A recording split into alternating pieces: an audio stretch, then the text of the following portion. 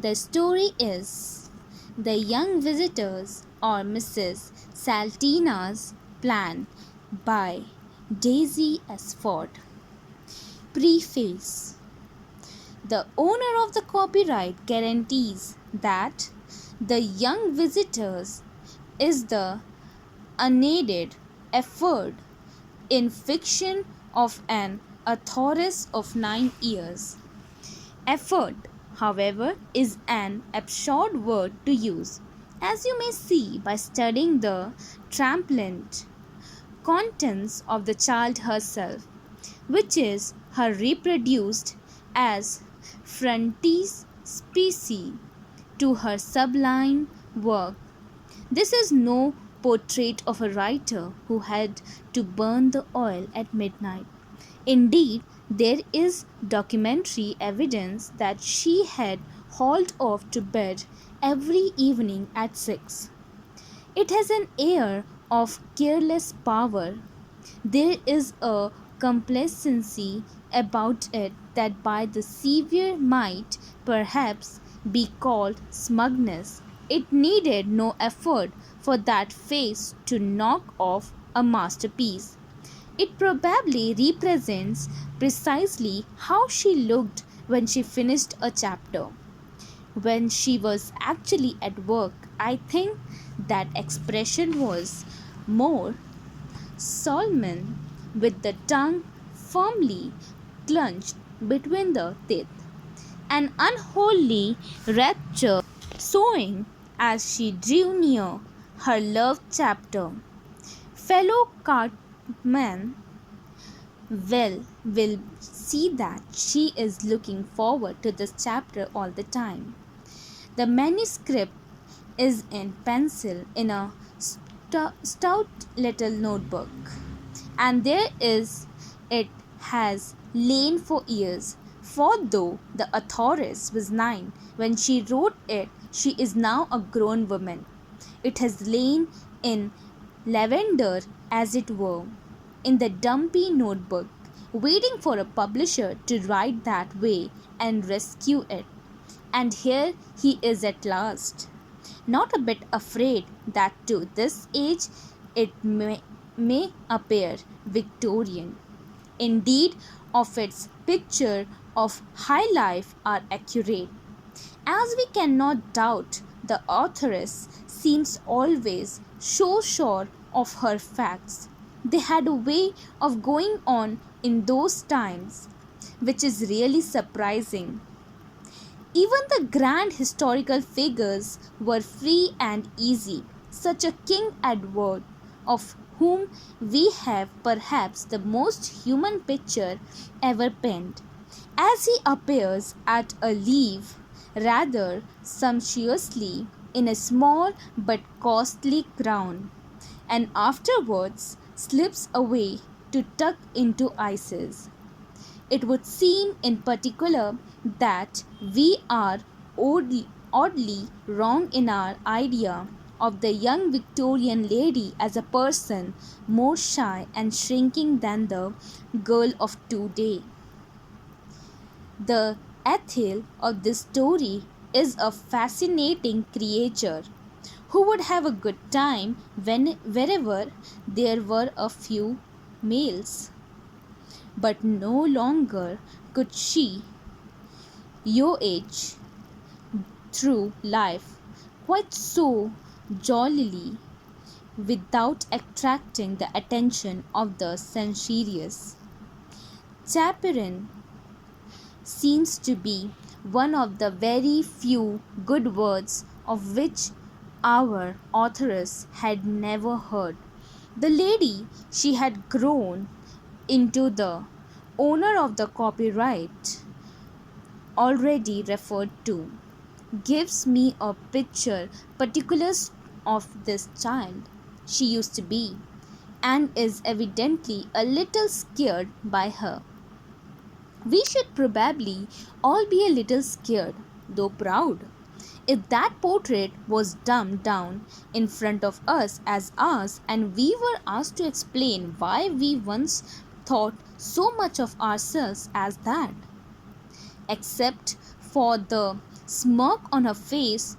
All I can learn of her now is that she was one of a small family who lived in the country, invented their own games, dodged the governance, and let the rest of the world go hang.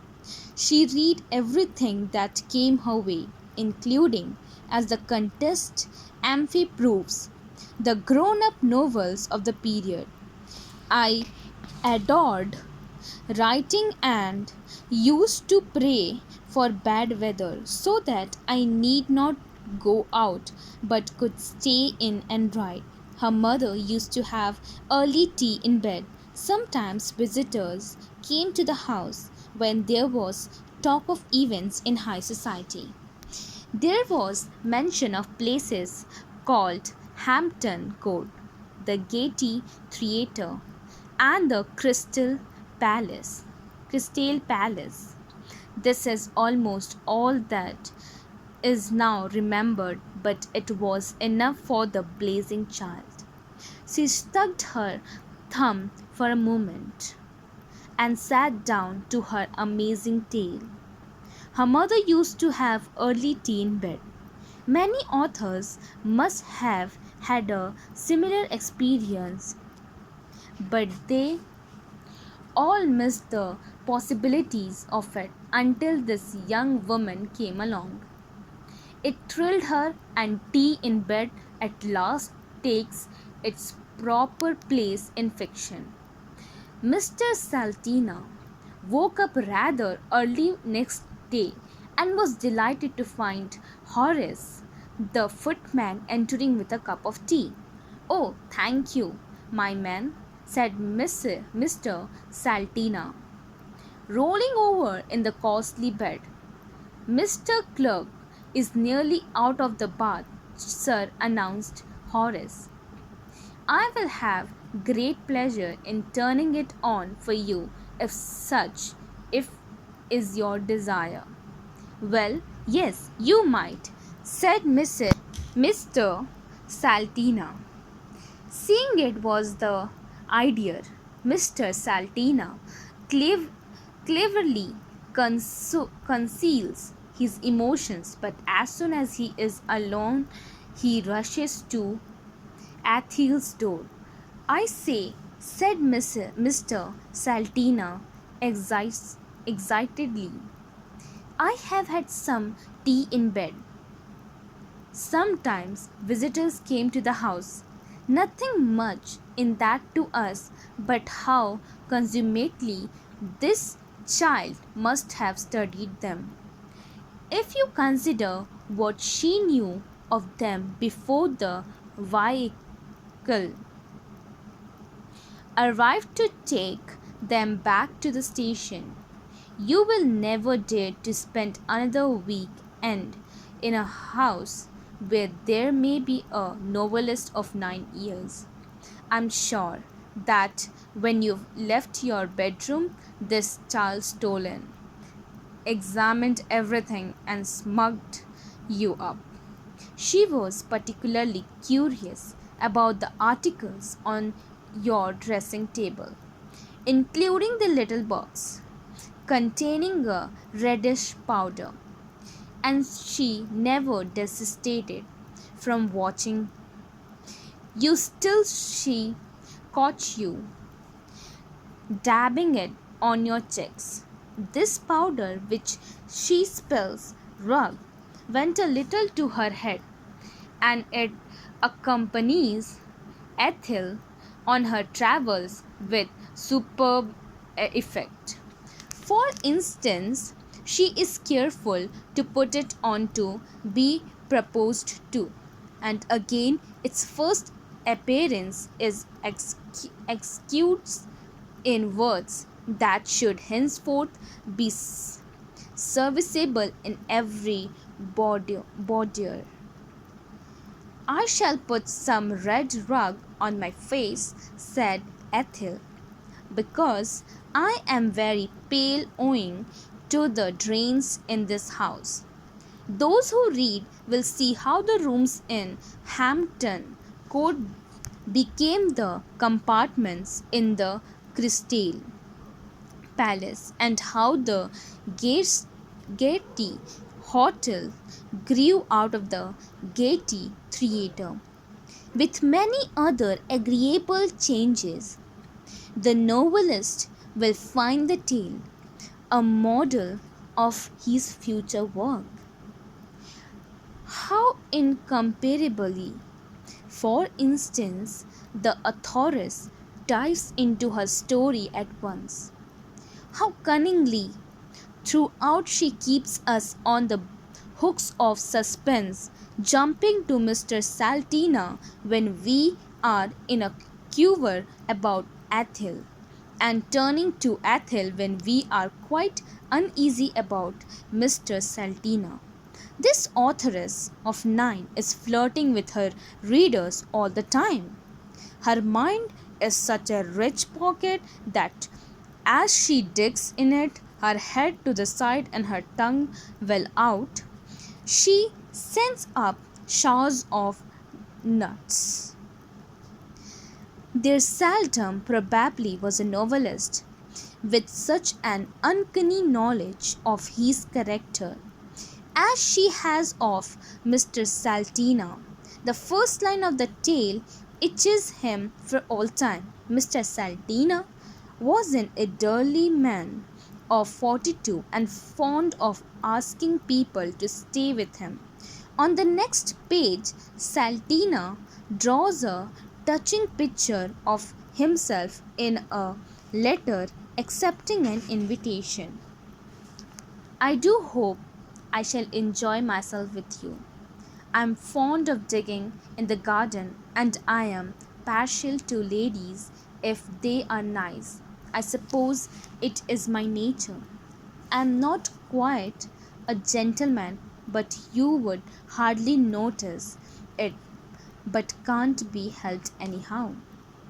When the great morning arrived, Mr. Salteena did not have an egg for his breakfast, in case he should be sick on the journey. For my part, I love Mr. Salteena, who has a touch of Hamlet, and I wished up to the end that Athel would make him happy, though I never had much hope. After I read the description of Barnet Clerk's legs, it is not to be wondered at that Mr. Salteena soon grew rather jealous of Barnard, who showed off from the first. My own room is next the bathroom, said Barnard. It is decelerated dark red, as I have somber tastes. The bathroom has got a tip-up basin.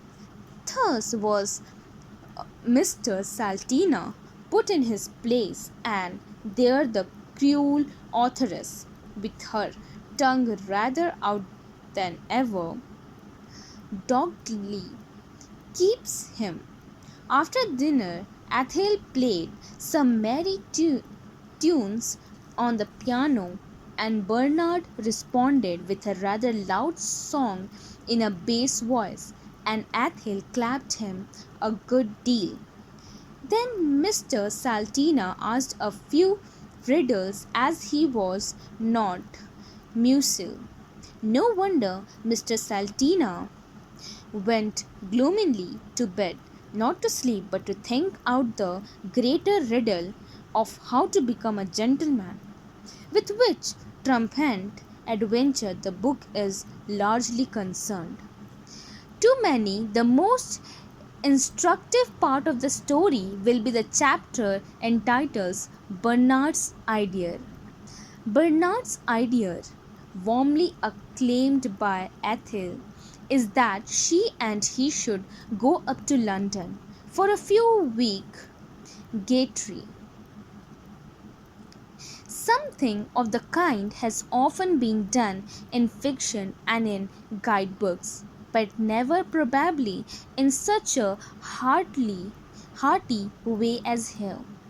Arrived at the Gaiety Hotel, Bernard pokes his head into the window of the pay desk. Have you a couple of bedrooms for self and you and young lady? He inquired in a lordly way. He is told that they have two beauties. Thank you, said Bernard. We will go up if you have no objection. None whatever, sir, said the genial lady. The beds are well aired and the view quite pleasant. Come along, Ethel, cried Bernard. This sounds all right. Oh, quite, said Ethel, with a beaming smile. He decided gallantly that the larger room shall be hers. I shall be quite lost in that large bed, Ethel says. Yes, I accept you will, said Bernard. And now, what about a little table, followed by a theatre? Bernard's proposal should be carried in the pocket of all future swains. He decides, whilst imbibing his morning tea beneath the pink silicon quilt, that to propose in London would not be the correct idea. He springs out of bed and knocks at Ethel's door. Are you up, my dear? He called. Well, not quite, said Ethel hesitantly, jumping from her downy nest. He exclaims his idea. Oh, horror! Oh, hooray! Shouted Ethel. I shall soon be ready, as I had my bath last night, so won't wash very much now. They go up the river in a boat, and after they had eaten and drunk deeply of the charming wines, ending up with meringues and chocolates, Bernard says, in a passionate voice, let us now bask under the spreading trees. Oh, yes, let's, said Ethel. Ethel, he murmured in a trembly voice. Oh, what is it? Said Ethel. What it was, as well she knew, was love eternal. Ethel accepts him, faints, and is brought back to life by a clever idea of Bernard's, who pours water on her.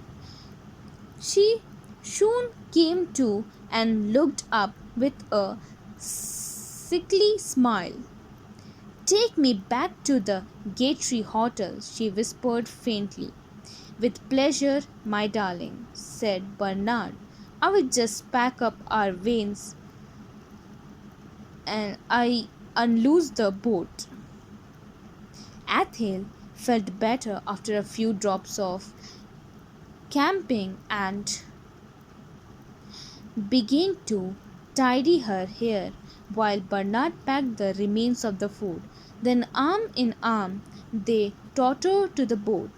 I trust you have not got an illness, my darling, murmured Bernard as he helped her in. Oh no, I am very strong, said Ethel. I fainted from joy, she added to explain matters. Oh, I see, said Bernard, handing her a cushion. Well, some people do, he added kindly. So I will end my chapter, the authoress says, and we can picture her doing it complacently and slowly pulling in her tongue. Ethel was married in the abbey. Her wedding dress was a rich satin with a humped pattern of gold on the pure white, and it had a long train edged with arum lilies. You will indeed be a charming spectacle, my darling, gasped Bernard as they left the shop, and I have no doubt she was. She got my delightful presents, the nicest of all being from her father, who proved who proved who proved it a check of $2 and promised to send her a darling little baby calf when ready. This is perhaps the prettiest touch in the story and should make us all take off our hats to the innocent, wondering mind that thought of it. Poor Mr. Salteena. He was at the wedding, dressed in black and crying into his handkerchief. However, he recovered to an extent and married another and had 10 children, 5 of each, none of them, of course, equal to Ethel's children, of whom, in a remarkably short time, there were 7, which the authoress evidently considered to be the right idea. It seems to me to be a remarkable work for a child, remarkable even in its length and completeness.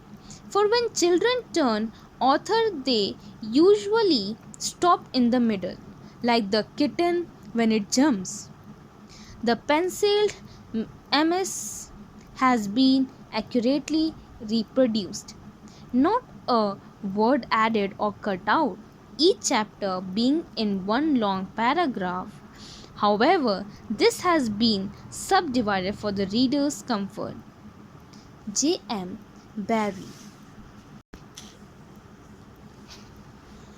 Quite a young girl.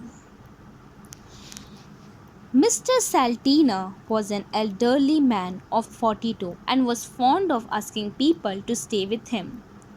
He had quite a young girl staying with him of 17 named Ethel Montague.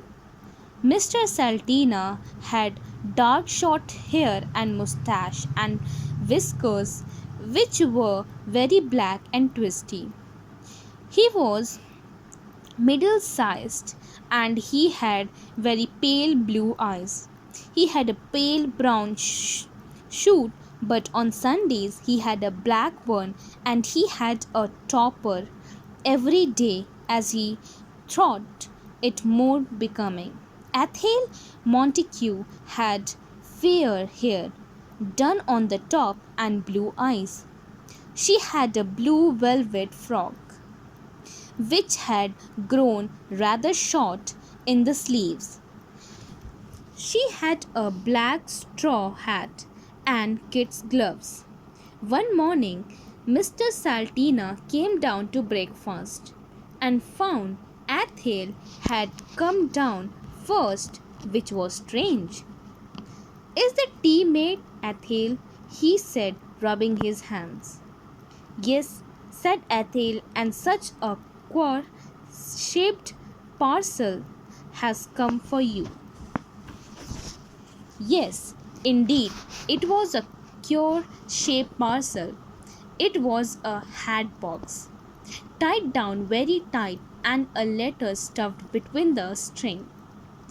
"Well, well," said Mr. Salteena, "parcels do turn queer. I will read the letter first." And so saying, he tore open the letter, and this is what it said. "My dear Alfred, I want you to come for a stop with me, so I have sent you a top hat wrapped up in tissue paper inside the box. Will you wear it staying with me, because it is very uncommon? Please bring one of your young ladies, whichever is the prettiest in the face. I remain yours truly, Bernard Clark." "Well," said Mr. Salteena, "I shall take you to stay Ethel and fancy him sending me a top hat.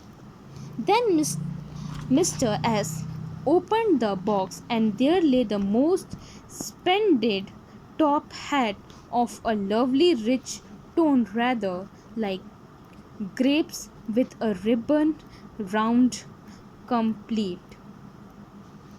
"Well," said Mr. Salteena peevishly, "I don't know if I shall like it. The bow of the ribbon is too flighty for my age." Then he sat down and ate the egg which Athel had so kindly laid for him. After he had finished his meal, he got down and began to write to Bernard Clark. He ran upstairs on his fat legs and took out his blotter with a loud sniff, and this is what he wrote: "My dear Bernard, suddenly I shall come and stay with you next Monday. I will bring Athel Montague, commonly called Mrs. M. She is very active and pretty. I do hope I shall enjoy myself with you. I am fond of digging in the garden, and I am partial to ladies if you are nice. I suppose it is my nature. I am not quite a gentleman, but you would hardly notice it, but can't be helped anyhow. We will come by the 3:15. Your old and valued friend, Alfred Salteena." Perhaps my readers will be wondering why Bernard Clark had asked Mr. Salteena to stay with him. He was a lonely man in a remote spot, and he liked people and praise, but he did not know many. "What rot," muttered Bernard Clark as he read Mr. Salteena'S letter. He was rather a presumptuous man. Starting galley. When the great morning came, Mr. Salteena did not have an egg for his breakfast, in case he should be sick on the journey. "What top hat will you wear?" asked Athel. "I shall wear my best black and my white alpaca coat, to keep off the dust and flies," replied Mr. Salteena. "I shall put some red rag on my face," said Athel, "because I am very pale owing to the drains in this house." "You will look very silly," said Mr. Salteena with a dry laugh. "Well, so will you," said Athel in a snappy tone, and she ran out of the room with a very superior run, throwing out her legs behind and her arms swimming in rhythm. "Well," said the owner of the house, "she has a most idiotic run."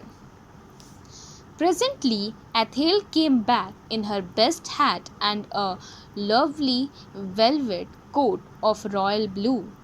"Do I look nice in my get-up?" she asked. Mr. Salteena surveyed her. "You look rather rash, my dear. Your colors don't quite match your face, but never mind. I'm just going up to say goodbye to Rosalind, the housemaid." "Well, don't be long," said Athel. Mr. S skipped upstairs to Rosalind's room. "Goodbye, Rosalind," he said. "I shall be back soon, and I hope I shall enjoy myself." "I make no doubt of that, sir," said Rosalind with a blush, as Mr. Salteena slightly put 2x6 on the dirty toilet cover. "Take care of your bronchitis, said Mr. S. rather bashfully, and he hesitantly left the room, waving his hand carelessly to the housemaid. "Come along," cried Athel, powdering her nose in the hall. "Let us get into the cab." Mrs. Mr. Salteena did not care for powder, but he was an unselfish man, so he dashed into the cab. "Sit down," said Ethel as the cabman waved his whip. "You are standing on my luggage." "Well, I'm paying for the cab," said Mr. S, "so I might be allowed to put my feet where I like." They travelled second class in the train, and Ethel was longing to go first, but thought perhaps least said soonest mended. Mr. Salteena got very excited in the train about his first visit. Ethel was calm, but she felt excited inside. "Bernard has a big house," said Mr. S, gazing at Ethel. "He is inclined to be rich." "Oh, indeed," said Ethel, looking at some cows flashing past the window. Mr. S felt rather disheartened, so he read the paper till the train stopped, and the porters shouted, "Ricamere Station." "We had better collect our traps," said Mr. Salteena, and just then a very exhilarated footman in a cocked hat and olive green uniform put his head in at the window. "Are you for Ricamere Hall?" he said in impressive tones. "Well, yes, I am," said Mr. Salteena, "and so is this lady." "Very good, sir," said the noble footman. "If you will alight, I will see to your luggage. There is a conveyance awaiting you." "Oh, thank you," said Mr. S, and he and Athel stepped along the platform. Outside they found a lovely carriage lined with olive green cushions to match the footman, and the horses had green brills and bows on their manes and tails.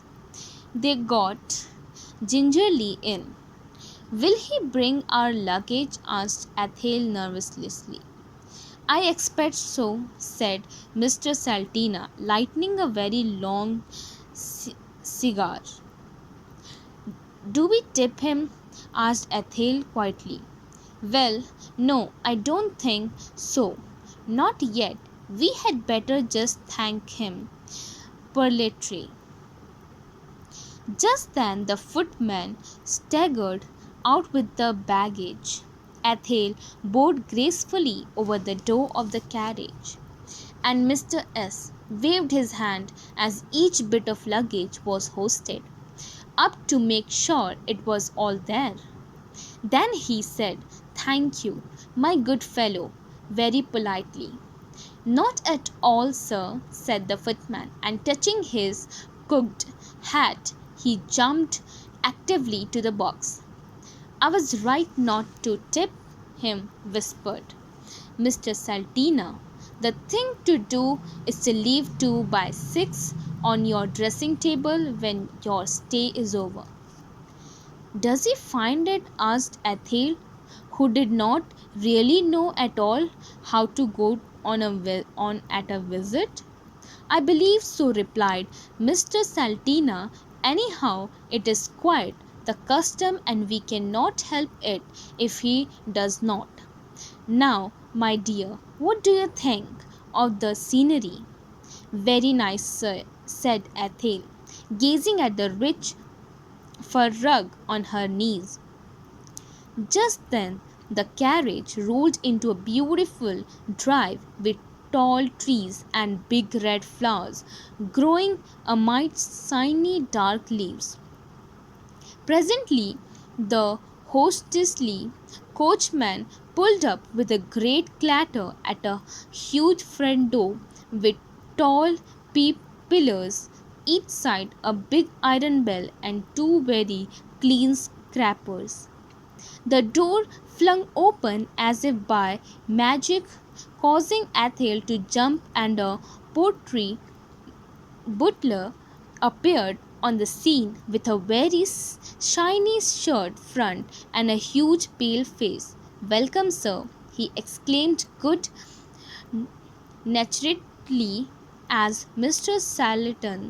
Salteena alighted rather quickly from the vehicle and pleased to step inside. Mr. Salteena stepped in as begged, followed by Athel. The footman again struggled with the luggage, and the butler, Francis Minette, by name, kindly lent a hand. The hall was very big and hung round with guns and meat and ancestors, giving it a gloomy but a grand air. The butler then showed them down a winding corridor till he came to a door which he flung open, shouting, "Mr. Salteena and a lady, sir." A tall man of 29 rose from the sofa. He was rather bent in the middle, with very nice long legs, fairish hair, and blue eyes. "Hullo, Ulf, old boy," he cried, "so you have got here all safe and no limbs broken?" "None, thank you," Bernard replied. "Mr. Salteena, shaking hands, and let me introduce Mrs. Montague. She is very pleased to come for this visit." "Oh, yes," gasped Athel, blushing through her red rug. Bernard looked at her keenly and turned a dark red. "I am glad to see you," he said. "I hope you will enjoy it, but I have not arranged any portraits yet, as I don't know anybody." "Don't worry," murmured Athel.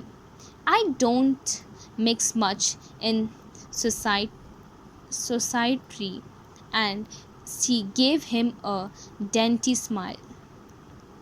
"I expect you would like some tea," said Bernard. "I will ring."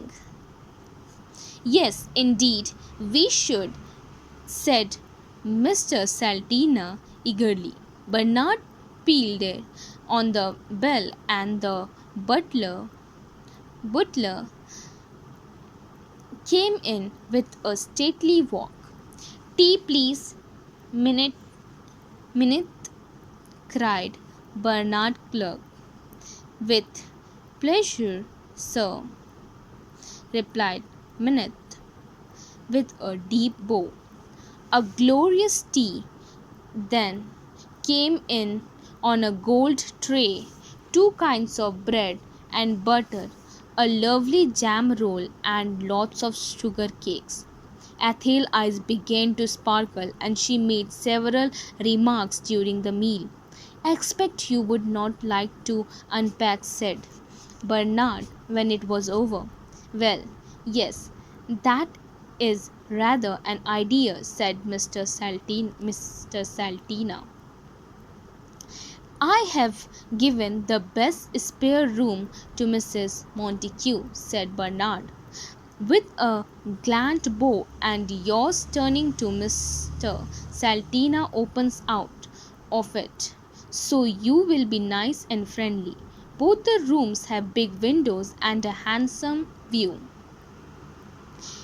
"How charming," said Athel. "Yes, well, let us go up," replied Bernard, and he led the way up many a winding stairway till they came to an oak door with some lovely swans and bull bull rushes painted on it. Here we are, he cried gaily. Athel's room was indeed a handsome compartment with purple silk curtains and a four-post bed draped with the same shade.